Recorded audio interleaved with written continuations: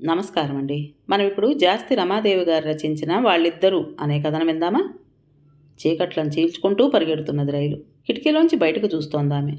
తల నిండా పూదండ దాల్చిన రాణి. అతను సన్నగా హమ్ చేస్తున్నాడు ఆమె కేసి చూస్తూ. బయటంతా వెన్నెల వాన. ఆ రైల్లోంచి దూకేసి ఆమె చేయి పట్టుకుని అలా వెన్నెల్లో తడిసి ముద్దయిపోతూ నేల నింగి కలుస్తున్న చోటికి పరుగులు తీయాలనుంది అతనికి. ఆమె జడలోంచి జాజుల వాసన ఆమె శరీరపు పరిమళాన్ని కూడా కలుపుకుని మరీ తేలివస్తోంది అతని దగ్గరకు. అతని మనసు కూడా ఉయ్యాలలూగుతోంది శరీరంతో పాటు. ఆమె చూస్తూనే ఉంది బయటికి. పైన దీపాల్లా వెలుగుతోన్న నక్షత్రాలు, దూరంగా, చాలా దూరంగా నక్షత్రాల్లా మినుకు మినుకుమంటూ కనిపిస్తున్న దీపాల వరుసలు. ఆ అందాల్ని ఆమె కళ్ళ నిండా నింపుకుంటోంది.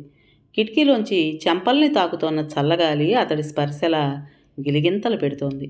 ఎర్రని సూర్యుని తాకేందుకు ప్రయత్నిస్తోన్న మబ్బుల్లా ఆమె నుదుటిపై ఎర్రని బొట్టును తాకేందుకు అల్లరిగా పరుచుకుంటున్నాయి గాలికి రేగుతున్న ముంగుర్లు. అతని చూపుల్లా ఉంది బయట వెన్నెల.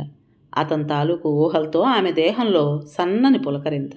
అతన్ని చూడాలనిపించి అలవోకగా కళ్ళెత్తింది. అతను తన వైపే చూస్తున్నాడు, రెప్పలార్చడం కూడా ఇష్టం లేనట్టు. పక్కన కూర్చుంటే ముఖం పూర్తిగా కనిపించదన్న బెంగతో ఎదురు సీట్లో కూర్చున్నాడు. కళ్ళెత్తితే చాలు కనకాభిషేకాలు అన్నాడు నవ్వుతూ. ఆమె బిడియంగా తలవాల్చింది. వాలిపోయిన ఆమె కనురెప్పలపై పెదవులాంచాలన్న వెర్రి కోరికని అతడు బలవంతాన నిగ్రహించుకున్నాడు. సిగ్గుతో ఎర్రబడిన చెంపల్లో కెంపులు, ఎర్రని పెదవులపై పగడాలు, తళతళ్లాడే ఆ కళ్ళల్లో నీలాలు, నవ్వినప్పుడు ఒలికిపోయే ముత్యాలు, బంగారు తీగలాంటి శరీరం. దేవుడు తన కోసమే శ్రద్ధగా తయారు చేసిన అద్భుతమైన ఆభరణంలా ఉందామె. ఇంకాసేపు పడుకోరాదు అన్నాడతను. కూర్చుని కూర్చుని ఆమె తీగ నడుము ఎక్కడ నొప్పి పుడుతుందో అని దిగులుగా ఉంది అతనికి. ఆమె తల ఊపింది అంగీకారంగా. అతను లేచి ఆమె కోసం పక్కపరిచాడు. మహారాణి కోసం హంసతూలికా తల్పం సిద్ధం చేస్తున్నంత తదేకంగా, శ్రద్ధగా. ఆమెకి గర్వంగా, సంతోషంగా, సిగ్గుగా ఉంది అతను తన మీద చూపిస్తోన్న శ్రద్ధకి. మీరు కూడా పడుకోండి అన్నదామె మృదువుగా, అతను పరిచిన పక్క మీద కూర్చుంటూ. ఏమిటి ఇక్కడే? ఆశ్చర్యపోయాడు. ఆమె కంగారు పడింది. అంత బాగుండదేమో, ఈ ఒక్క రాత్రికి ఓర్చుకోడియర్. అతని కళ్ళల్లో అల్లరి, పెదవులపై కొంటె నవ్వు. ఆమె పూచిన మందారమైంది సిగ్గుతో. కళ్ళెత్తి అతని వైపు కోపంగా చూడబోయింది. సాధ్యం కాలేదు. అతను ముద్దిస్తున్నట్టు సంకేతం అందించాడు తన పక్క మీద పడుకుంటూ.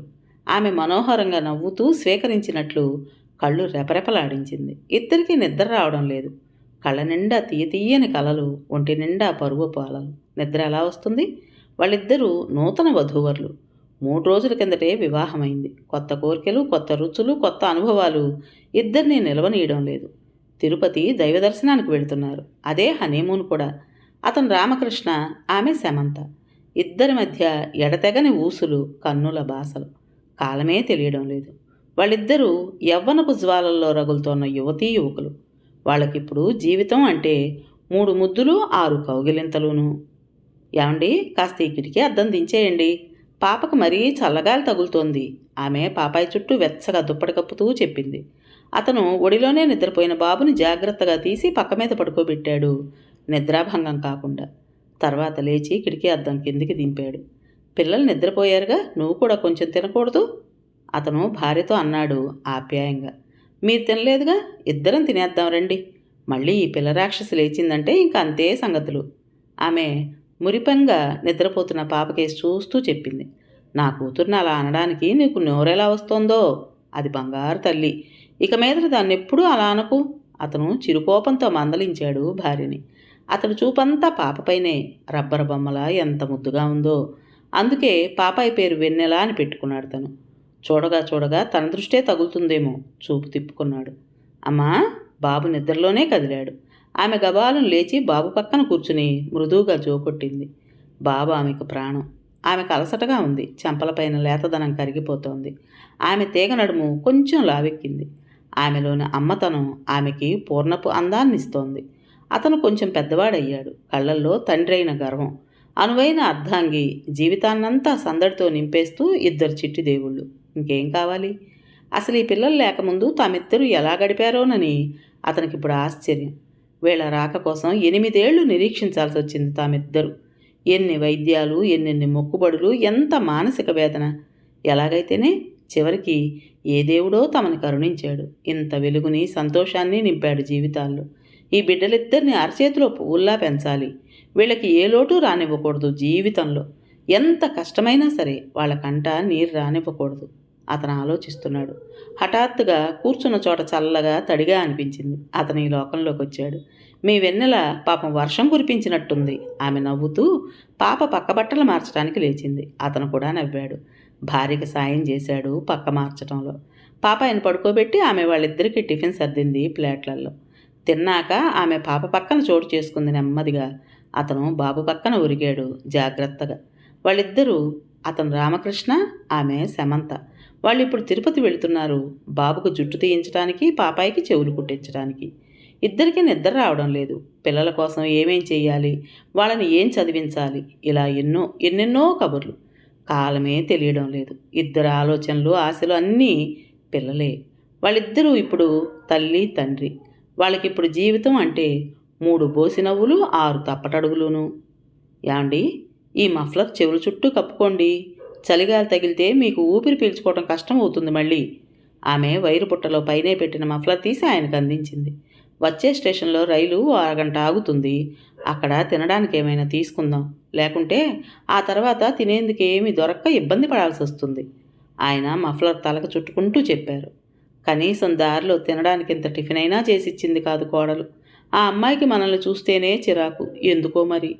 ఆమెకి కళ్ళల్లో నీళ్లు ఉబికి వచ్చాయి తలుచుకుంటుంటే. ఊరుకోవోయ్, అవన్నీ తలుచుకుంటూ కూర్చుంటే బ్రతకలేం. ఈ కాలంలో తల్లిదండ్రులు అరటి చెట్ల వంటి వాళ్ళు. గెల కోసుకోగానే చెట్టును నరికేసినట్లు అవసరం తీరిపోగానే తల్లిదండ్రులు పిల్లలకి పనికిరాని వాళ్ళైపోతారు. కాలం అలా ఉంది.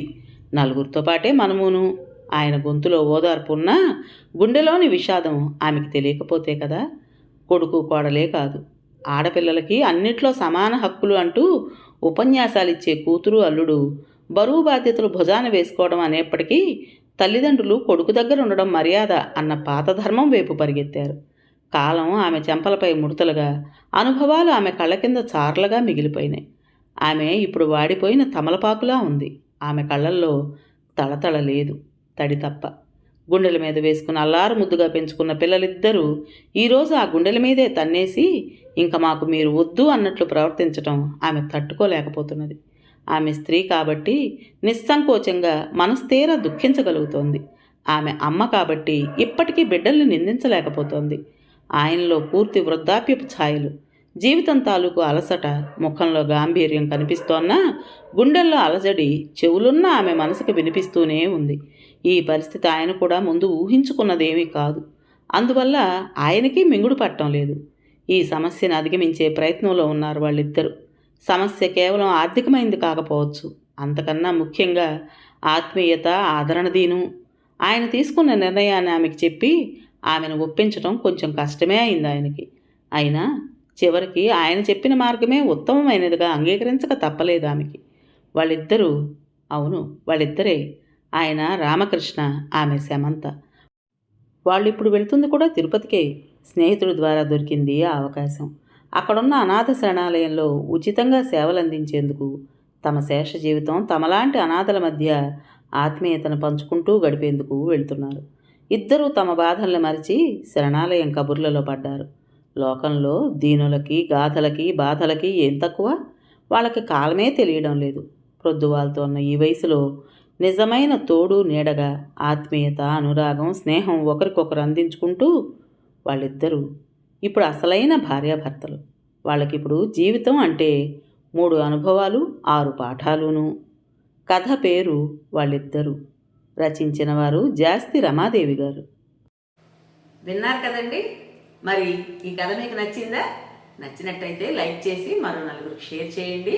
అలాగే ఇంత మంచి కథను మనకు అందించిన రైటర్ గారికి మనందరి తరపున మనస్ఫూర్తిగా ధన్యవాదాలు తెలియజేసుకుంటూ, కొత్త వాళ్ళు కనుక మన ఛానల్ని చూస్తున్నట్లయితే తప్పకుండా సబ్స్క్రైబ్ చేసుకోండి.